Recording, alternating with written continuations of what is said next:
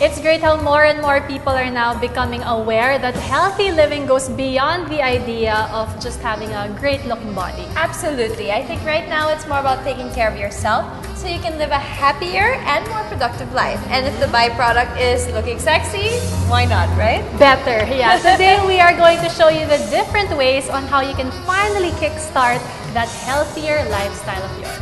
From living spaces to living life beyond its confines. This is your ultimate guide to modern living.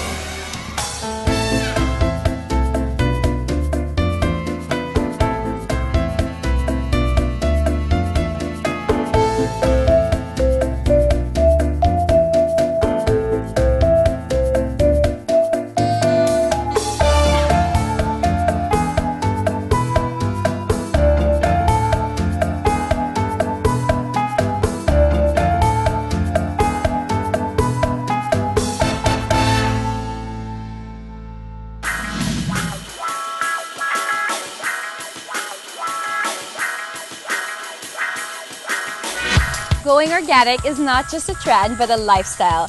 One that's actually vital for our health. Today we're going to meet someone who went from fashion to farming, the beautiful, holistic lifestyle advocate, Hindy Weber-Tantoco.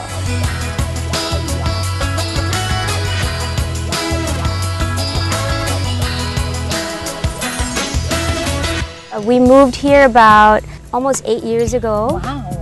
For our kids, you know, we wanted a better life for them, better air. It just started there. Yeah. And then next thing you know, we have a farm Great. and a business from it. Great. Yeah.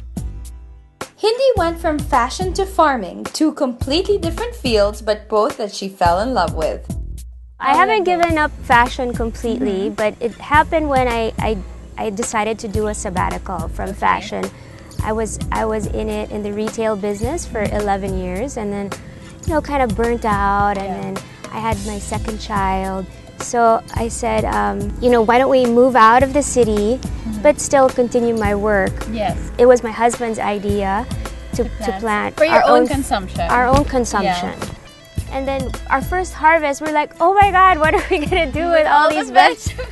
Right, it was really like that. So we started giving away to friends and family, and started sharing them with our school. We started joining their markets, the school market, where we sold some of our produce. And that's where Holy Carabao came from. Is there any challenges, you know, living here or starting a farm or actually just living this holistic lifestyle?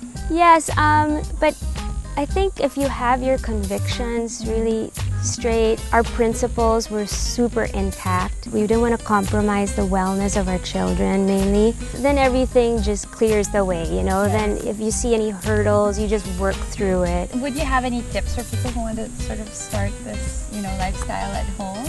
Well, first, don't be afraid to start with little pots or even just a small plot in your garden. That's how we started, and look at this now.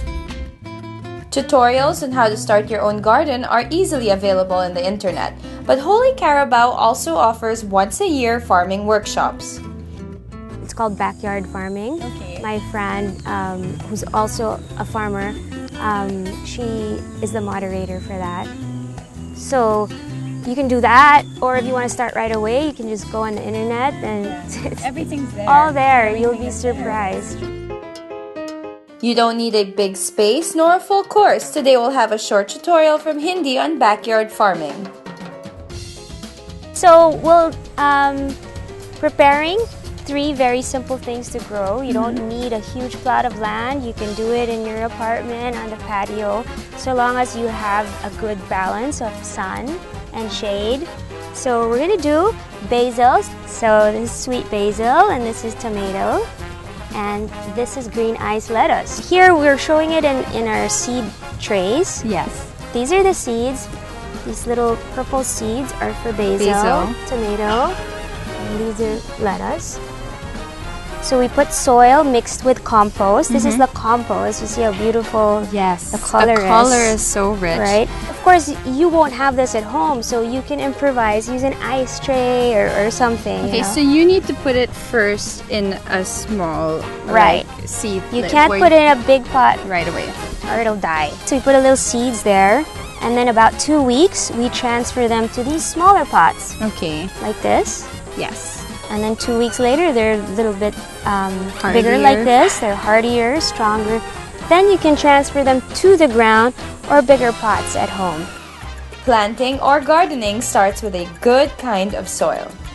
What we need to understand first and foremost is that the soil is what gives life to the plant, among other things. So when you look at your plant, it's not just the plant or the veggie that's a living thing. You have to think of the soil and the plant as one whole organism. So it has to be hydrated from deep within, from inside, nutrient rich, and aerated. Aerating is so easy. You just literally put some compost. This is your garden soil. You know, use your hands or your tool and just literally just, you know, dig it in and aerate it, right? And then this compost has our carabao poop and dried leaves and such, so it's full of nutrients. If you don't have a carabao in your backyard, you can use your kitchen scraps. Okay, you so know? you make your own compost. Right. And then when it rains, collect the rainwater because the rainwater is the best. You'll see your plant just flourish. Is this everything that you produce? Well, not really. It's just what we have that we harvested today. Okay. This is a little kubo stall.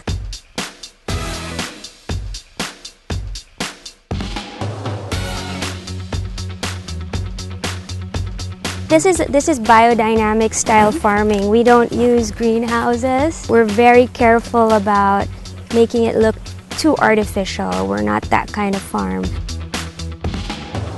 So these are the kamote tops. I use that for juicing every day. Kamote top? Yeah. It's very mild and very healthy. That's what most people don't realize, is that when you actually start farming properly, you have so much produce, more than you can consume. Lucky for Hindy, she has this beautiful farm she can escape to from the chaotic lifestyle. But also, as we've seen, it's not that difficult to embrace a little bit of green in our home.